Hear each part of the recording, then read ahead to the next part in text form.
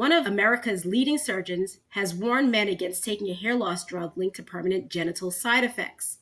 Called finasteride, the drug has been taken by the likes of President Donald Trump, Hollywood stars, as well as millions of other men.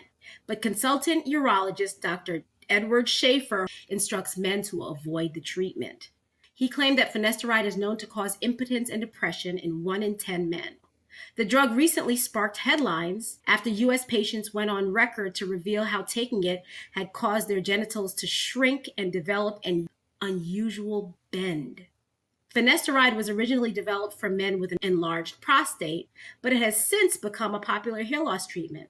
It works by blocking the conversion of the male hormone testosterone into DHT, a compound thought to cause hair loss by shrinking hair follicles. Okay, it works by blocking the conversion of testosterone.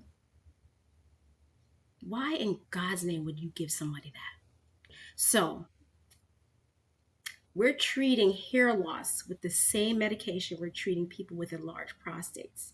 Enlarged prostates are very dangerous. Hair loss is not. Enlarged prostates can lead to cancer. Hair loss does not. And now we're blocking the conversion of testosterone. Okay, so let's read about Sarag. Speaking on the podcast Moral Medicine, a man who goes by Sarag said he was living the good life before he started popping finasteride. There he is with, I guess, a little bit of hair and then with a lot of hair. So I guess it was working. He acquired the medication through Hims, claiming the telehealth company gives it out like candy. There's no process for it, he says. He took 1 pill a day before he began to experience side effects, most of which were sexual. So he decided to stop taking the drug, and in a few weeks, he felt normal again. He did some research, at which point he made the huge mistake of deciding he had simply been taking too high of a dose. After tinkering with the dosage, he noticed that he was no longer getting erect in the morning.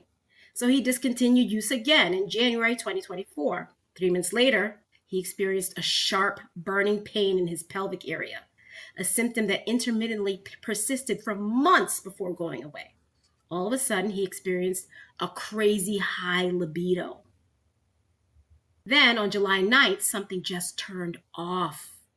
He said, I was literally impotent for 3 weeks.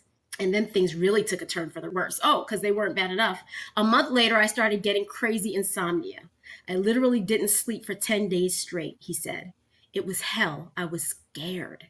He also experienced severe weight and muscle loss. His genitals changed.